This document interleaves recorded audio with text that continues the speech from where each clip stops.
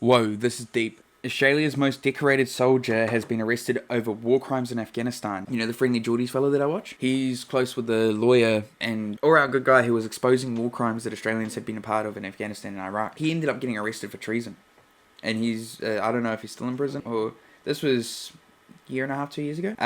Big expose on Australian war crimes that were trying to be covered up by the Australian government, and then he got taken to court for treason for putting this shit out to the media, which is his fucking job to do. But we thought nothing would come of this. I'm pretty sure that this is the investigation that's led to this now. Police released this blurred video of Ben Roberts-Smith at Sydney Airport being arrested. Oh yeah, I know this guy. He's the most decorated soldier. And the thing is, right, his face is already on the internet. Why fucking blur it?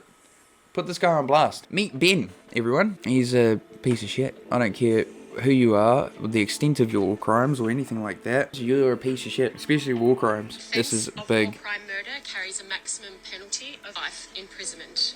I hope to fuck he gets it. This is more than what America will do for any of its people that went and did the atrocities. There were so many in Vietnam to count. It's horrible. But big ups to Australia for finally fucking doing something. This is novelty shit. This is trivial shit, you know? Oh, we're gonna arrest one guy for a couple of war crimes that he did 10 years ago. Yeah, all good. What about arresting the guys who are doing the war crimes now? You've got fucking Australians going over and joining the IDF for a couple of weeks just so they can get experience shooting children in the head.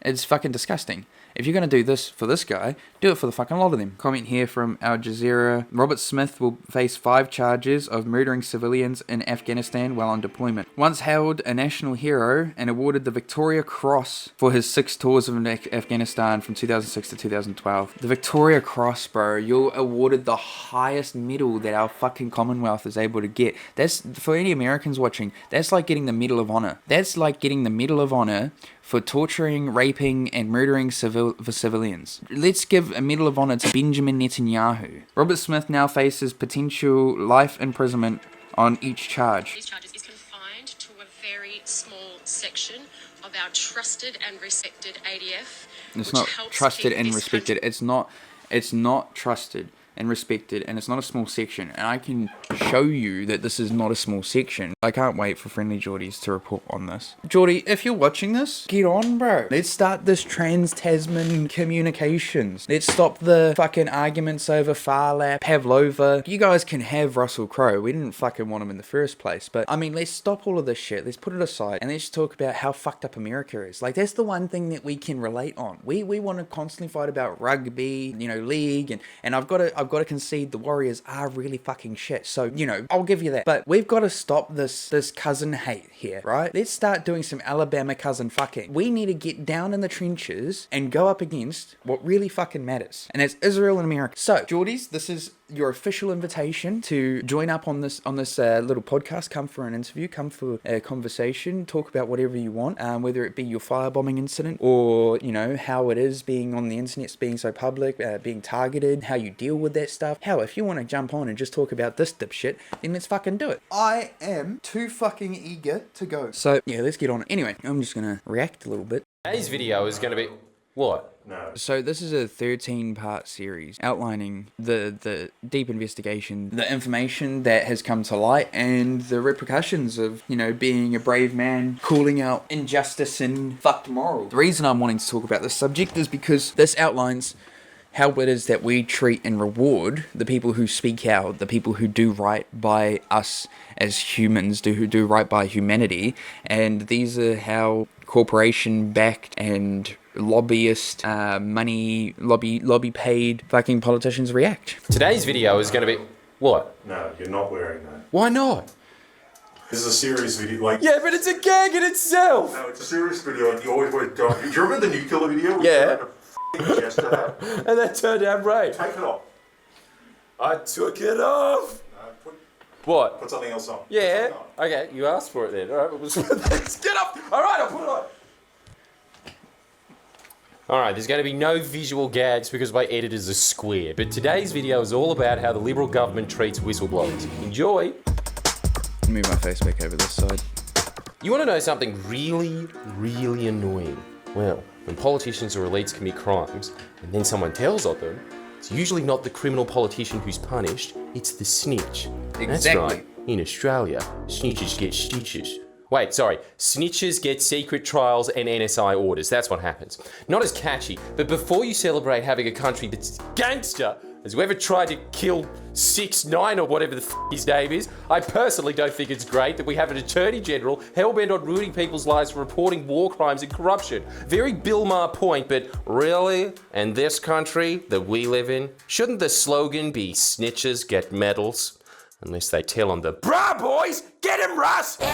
Take David McBride. He was an army lawyer stationed in Afghanistan who believed that Australia wasn't acting in the best interests of that country, i.e. executing innocent civilians, i.e. committing war crimes. So repeatedly into internal complaints in the army, and that went nowhere, so he complained with evidence to the ABC, so... This guy, McBride, tried to take things the legal route, tried to do things the proper fucking way.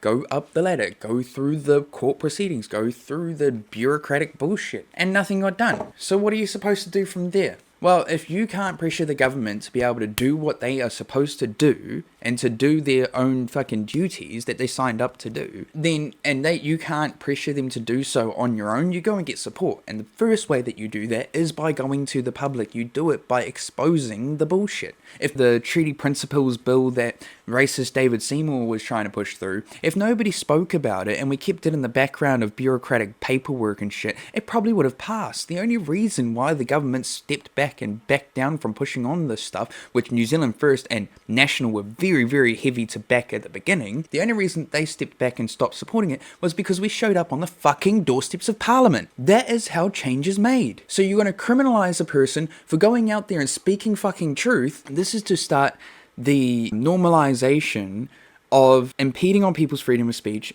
and destroying journalism. That went nowhere again. Well, not nowhere, it does pay me to say this, but Dan Oakes, you're right, for now. The information was so damning that even the last Attorney General, George Brandis, aka Friar Tuck, thought, no, I'm not going to prosecute McBride for that. It formed a large chunk of the Brereton report into war crimes by Justice Brereton, who also recommended not to prosecute McBride. There's a reason no one thought McBride should be prosecuted, and it's because he leaked details including 10 illegal killings of unarmed men and children, one where the Australian Army murdered a man and his child while they were sleeping, and it took Perth's own Patrick Bateman Christian Porter to become Attorney General and think, my one job is to uphold the law, so why don't I go after a veteran awarded Combat Services Medal who reported international and domestic crimes and try and imprison him with laws made for terrorists? Yes, seems like a noble pursuit. At that point, Christian's advisor Dracula said, Christian, what are you doing? That's not evil enough. You're right. Why don't I go after a witness and his lawyer trying to give evidence to the International Court of Justice because that evidence incriminates my friends, and this time I'll break my own laws to do it. Wonderful, Mr. Bateman. I mean Porter.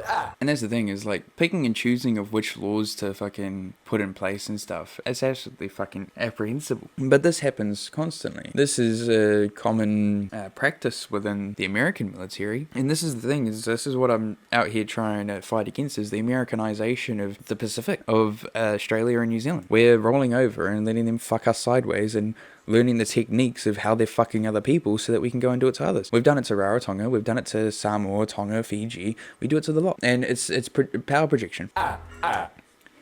Well, obviously the Dracula part isn't true, but the rest is! Christian actually broke the law to go after whistleblowers. And just to prove how much of an upside-down world we live in, McBride is the only Australian deployed to Afghanistan who's being prosecuted. Murderers are walking free, and a man who has 2 young daughters is facing life in prison from his own government for reporting murders which he is legally required to report. Christian Porter is also going after a man with the pseudonym Witness K for exposing Australia illegally spying on East Timor. Let me give you a background of how evil that is.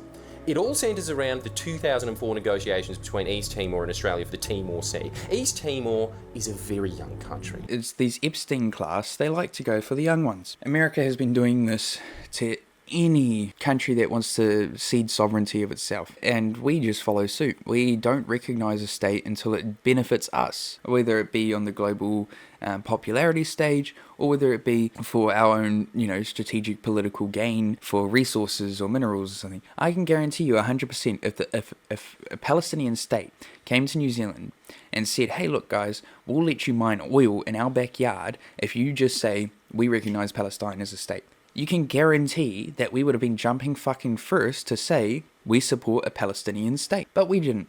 We didn't because we are in the pockets of America and Israel. And it's a very poor country.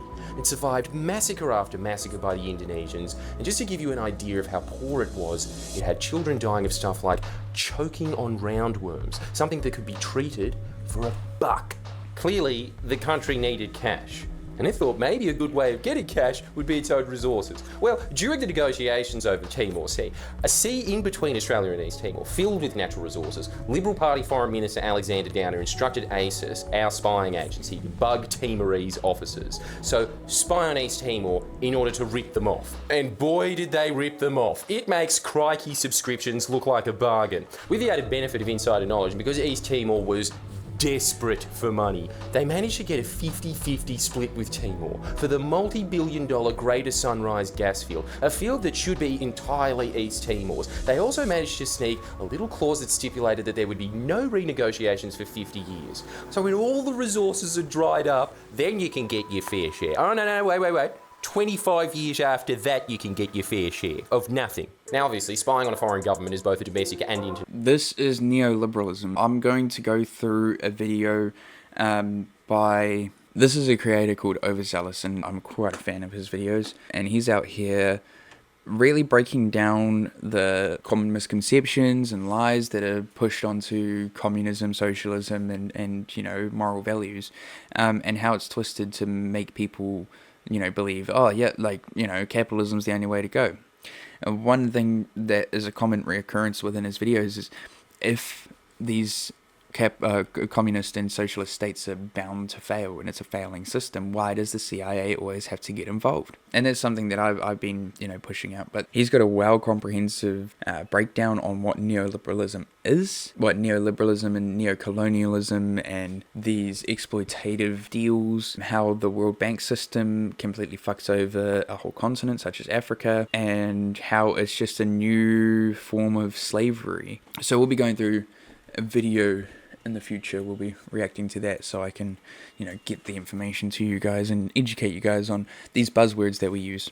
After that, you can get your fair share of nothing. Now, obviously, spying on a foreign government is both a domestic and international crime, but the crime Christian Porter is prosecuting is in 2013, Witness K, an ex-ASIS agent that was in control of the operation, was seeking to give evidence in a hearing at the International Court of Justice surrounding the illegal actions of Australia. He was represented by Bernard Collaery. There you have it. That's the crime. A witness seeking to give evidence in a court and a lawyer representing this client is the crime. Australia doesn't get to be smug about liberal democracy anymore. We've confiscated the passport of someone who's done nothing wrong and are holding secret trials for them in contempt of the policy of open justice.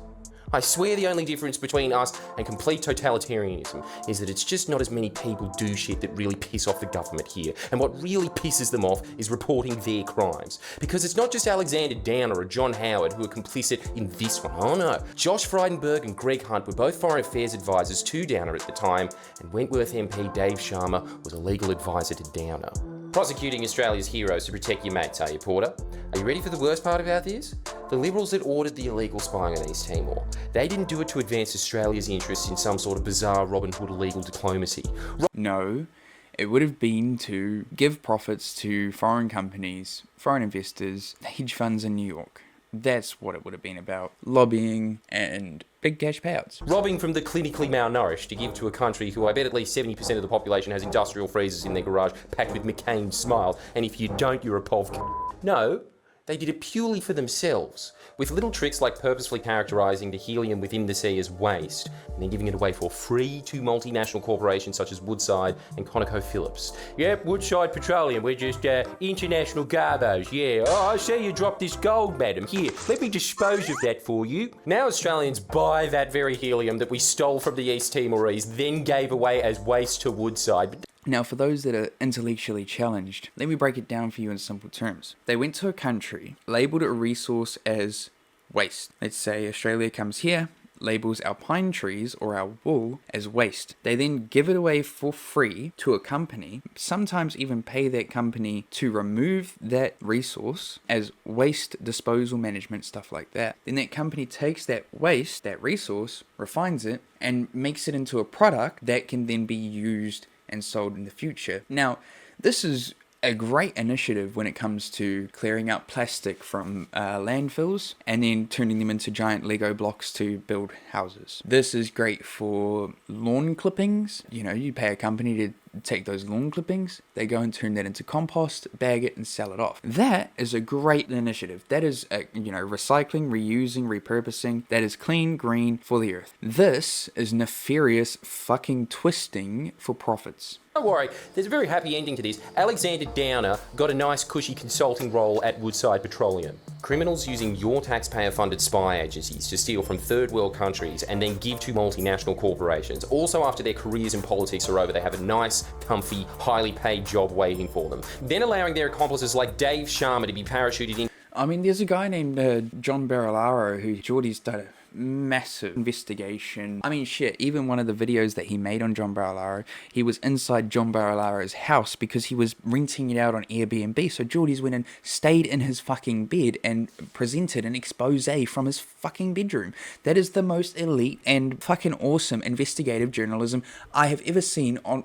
fucking anyone, from anyone. Big ups to Jordies. But John Barilaro had basically created this fucking position for himself that didn't exist beforehand, and then gave himself this job with fucking a huge salary so that when he left politics he was well looked after. This is what I mean by when these people go, oh well, I'm done with public service, I'm going to go into the private sector. Pam Bondi being one of them, she just got fired as the Attorney General for one of the biggest cover-ups, one of the biggest failed cover-ups since fucking Watergate, and now she's going into the private sector and she's probably going to get a job at fucking X or Palantir and, you know, get paid 10 times what she was in the government. She's going to get rewarded for her nefarious, sly, disgusting behavior, because these capitalist moguls, they don't care about morals. They don't care about how many people you fucked over and had a bad reputation for in your last job. That is a quality trait that they want in their executives. They don't want compassion. They don't want kindness. They don't want empathy. They want to remove all of that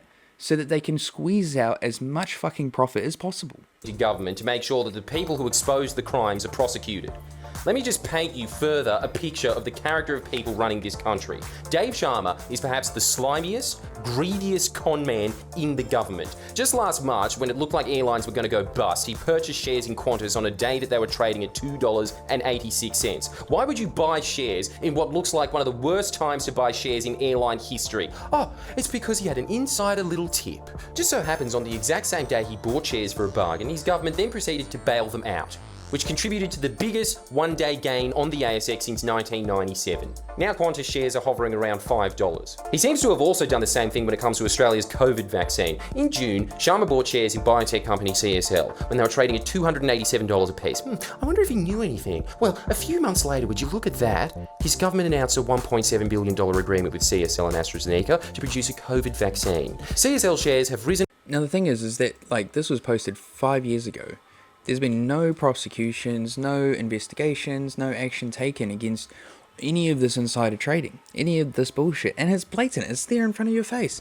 You don't need to go in depth and like go through accountings and messages and shit like that. Indict the cunt, get all the evidence that he will obviously have on his own devices, because this guy will have messages, emails, some sort of proof of himself doing this insider trading. Just fucking indict him, write up a warrant. As high as $318 since. This is my point. Most normal people have seen this global pandemic and economic meltdown as a tragedy, something to get through, to survive, to help other people around if you can. Just as most people would view the situation in East Timor or the Afghan war, but not the Liberal Party. They view great tragedies as great opportunities, a chance to enrich themselves. And if you stand in the way of those opportunities, like Witness K, like Bernard Polleri, like David McBride, you better be prepared to feel the full force of the taxpayer-funded mechanisms at their disposal. Australia is run by criminals who you pay to punish the heroes that try and stop their crimes. Anyway, there's a petition in the description in support of David McBride. And subscribe and like the video! David McBride is a former Australian army lawyer who leaked material detailing alleged war crimes by Australian special forces in Afghanistan. Because of this heroic act, he's facing 5 criminal charges and 50 years in prison. Hello, can you guess where I am? Probably if you can read, but just in case, I'm at the Australian Capital Territory Supreme Court. It sounds like it's the biggest one, but it's not. And over there is a massive protest for David McBride, for Australian standards, so about 40 people. And we are here to see if David McBride is delivered justice today. Yeah, I'm just very, very grateful. That's all I really want to say today. I'm grateful for the incredible support and other ministers here. People I can look around who have really helped me the last couple of years. It's just quite amazing. I'm just full of gratitude. I've never been so proud to be an Australian.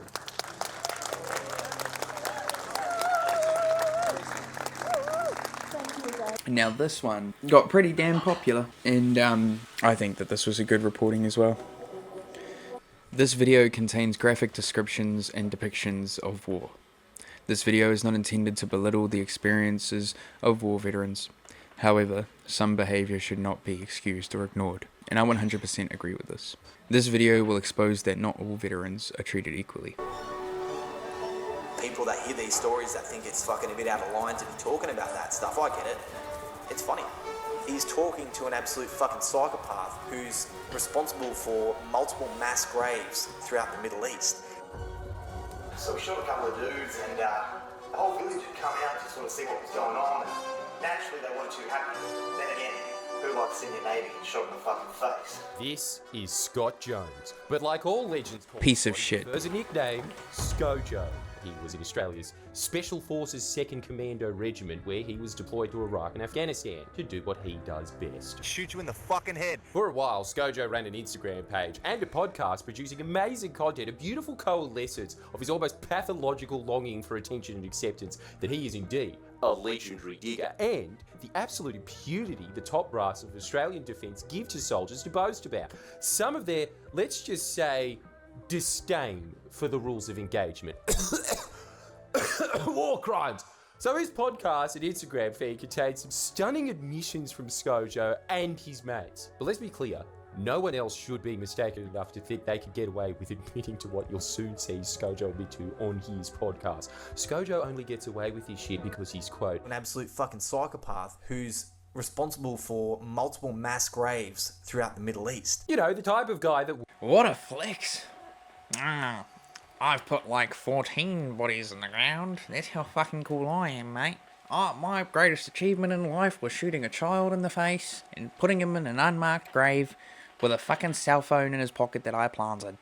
would... Fucking laugh at the Afghans every now and then. Yeah, these are real quotes from Scojo. He openly admits how much he hates the Afghan people, admits that he only went to war for the violence.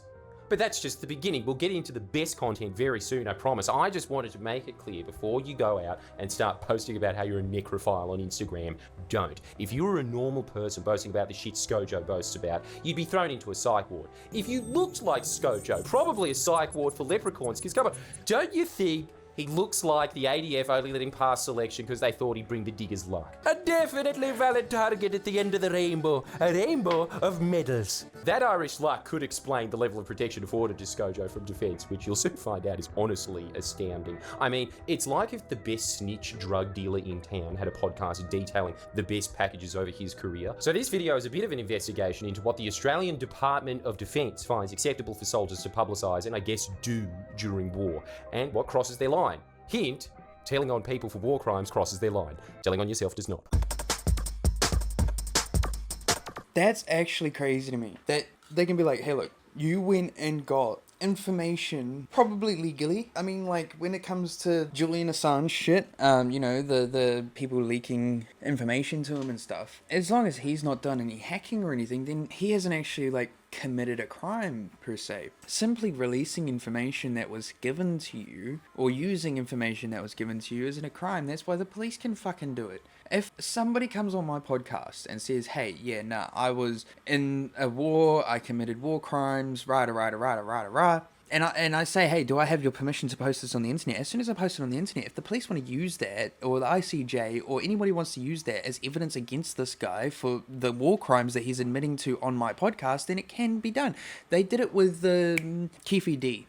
Keefe D was out there, wrote a whole book saying about how he killed Tupac and everything because he was given immunity for his testimonial, like in some other prosecution, that, you know, he can talk about that in court and, you know, not be charged with it. Then later on, he went on a podcast and shit and said all this stuff. He went on interviews and stuff, said all this stuff, you know, and they used that as a way to then charge him later on because he was bringing in more details. He was talking about it outside of the courtroom where he wasn't given immunity. If you can do that to the public who are, committing crimes against the state, then why can't you do that to the public who are committing crimes for the state?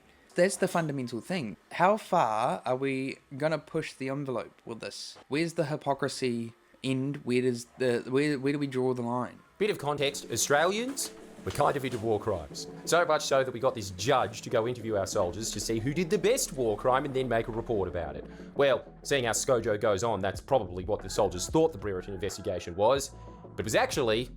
Well, it was pretty much just that, but without finding the best war crime bit. So sorry, Scomo, no prizes. Oh wait, actually, you got heaps of medals. In 2016, Justice Brereton was commissioned by the Inspector General of the Australian Defence Force ADF to conduct an investigation into potential war crimes committed by the ADF in Afghanistan. This report was finally released in 2020, and what it found was, I was gonna say shocking, but when you've got Instagram pages run by ex-soldiers dedicated to boasting about what Brereton was investigating, you kind of know it was gonna find that there were war crimes committed.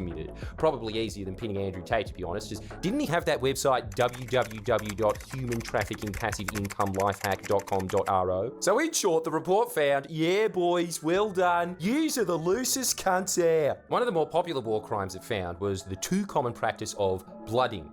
You know, giving the boys their first kill. Typically, the patrol commander would take a person under control and a junior member, who would then be directed to kill the person under control. Yeah!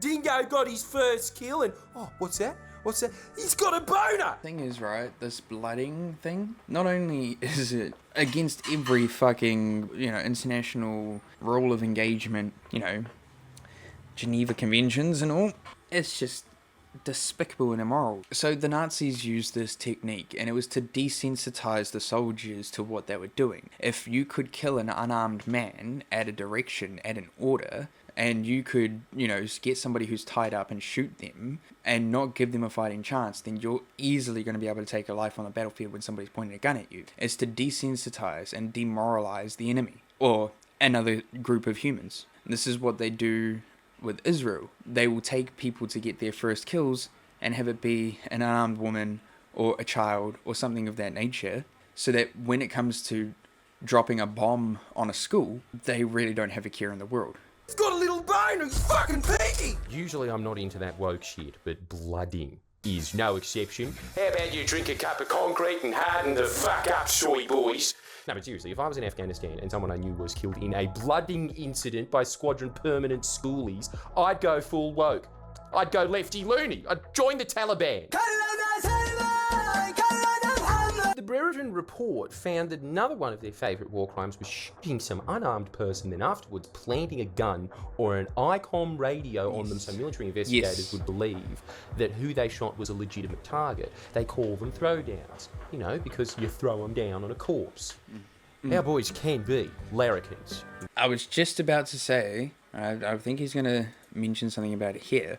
This is something that was taught to the Australian and New Zealand Armed Forces by the Americans, and we would often somewhat subcontract ourselves out, our personnel out to the UK, who might subcontract us out to the US, or we'd subcontract ourselves out to the US directly. And we would have, members of our SAS, or somebody who is a high-ranking engineer, or someone with a specialty to go and get experience and participate in exercises and all of this stuff with their allied counterparts. And this was where they really got to share ideas and really indoctrinate our moralities here. We are heavily influenced by American military, and every Western country is. Corpse. Our boys can be larrikins, in case you didn't know that about Australians. Scomo apparently loved doing this one so much he got a tattoo of it. Carpenter B represents working in... Oh yeah, that's fucking sick. This tattoo represents the Grim Reaper tucking in a Taliban fighter to sleep, who's got a little ICOM radio down beside his bed. Because for some reason, legal officers, before I got to Afghanistan, decided that if you had one of these little ICOM radios in your possession, it was as good as an AK-47 and we could shoot you in the fucking head. Because that's all you fucking deserved, you cunts. It's kinda cool. It's a bit too arty for my tastes. I think he should have just got, I've killed innocent people and then lied to lawyers about it being self-defense, written on his forehead in cursive. But then it got me thinking, man, I have got to get a tattoo of my favourite crime, contempt of court. God. Does anyone know someone who could do a really good drawing of me screaming, "Fuck you, I'm a sovereign citizen and a federal court judge"? If so, HMU. I'm thinking of a stick and poke.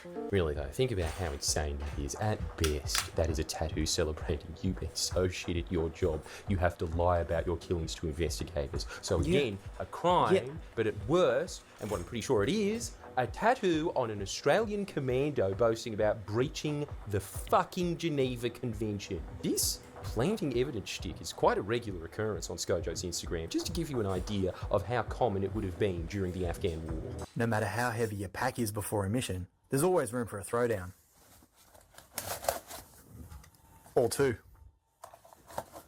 Your RSM won't let you drink on deployment. Fill this up with a litre worth of vodka. Or improvise, adapt, and overcome. That is how common of a thing that whole throwdown shit is, right? It doesn't matter what unit, what branch, whatever, you have some sort of knowledge of a throwdown. It is completely normalized, it is completely desensitized, and it is completely, like, fine. It's easy for us on the outside to say naive things like, I don't think that I'd be susceptible to that kind of indoctrination or that kind of brainwashing, but when you're in that environment constantly and that's all you know and these things are so normalized and stuff like that. I mean, like, I'm very open about the fact that I used to be quite right-wing a few years ago, that I was very bigoted, and that was because I was ignorant. I didn't have the full information. I didn't have the knowledge. I was, I had one gay friend, and even that I didn't even really know much about the LGBTQ community. And it was a thing that I had to get past in order to grow and to develop, was just understanding another human being. Once I could understand a person who was, trans, I could understand a person who was non-binary, queer, gay, cross-dresser every now and again. Like, it doesn't matter who you are, I can understand, and I can empathize. Yeah, it was a part of my developmental journey. And one thing that I was Islamophobic. I mean, like, fuck, at the time, I was living in Christchurch, and if you live in New Zealand, if you're from New Zealand, been to New Zealand, or heard anything about it, you'd know that Christchurch is probably one of the most racist places in this country. Very rich, white, posh. It's hard case down there. End of 2021, start of 2022 was when I moved to Christchurch, and I was there for a little bit. Like, some of the things that I was hearing about my own communities was disgusting, and I accepted it because it was normal. Sitting down at the pub, hearing people, and not calling it out. I'm very disappointed in myself for that. Yeah, I was quite bigoted, didn't really understand, and because, I didn't need to understand, I was living in my own little world, never really called that shit out. I thought it was edgy, I thought it was cool, make some racist jokes every now and again, and, that's funny, and it's not, it's really not, it's really not. One thing that really, opened my eyes up and started me down this journey was meeting people who were part of the LGBTQ community, because I had no reason to understand them, because I didn't know anyone who I had to learn to understand. Then I started developing friendships with people who are non-binary, trans, and gay, and I realized, oh shit, all these scary things that I was taught in my time in the church, or in my time, throughout life with, hanging around certain people, is fundamentally wrong. These people have the wrong ideas, and I just need to slow down, take some time to let these people introduce themselves to me. Especially when I was younger and in the church, Islam, Muslims, they were the enemy, and we had to be scared of them, and they hated Jesus, and their beliefs weren't compatible with Western culture, and all of this horrible things that mean absolutely nothing and that are fundamentally wrong, but I believed them. If you know me, you know that I don't like people touching my hair, I don't like going to barbers or anything. I probably count on my two hands the amount of people in my life who have ever cut my hair. I get anxiety around it since I was a kid. I had reasons to clean myself up a bit, so went to a Middle Eastern barber, and I walk in there, ask him, sides and back, clean it up a little bit, says $30, sweet, all good, sit in the chair. I fell asleep in his barber chair. I was that relaxed, and it was the first time ever that I just genuinely, I think I've reached a level of meditation. Yeah, I fell asleep in this barber chair, and I wake up, he's done my beard, put oils, he's done my hair with a nice, fucking clean up shave, fucking oils through my hair, really took care of me, eh? Fucking done my monobrow. And I wake up and I says to him, fuck man, sorry for falling asleep in your chair. And he says, no, it's all good. I said, alright, how much is it?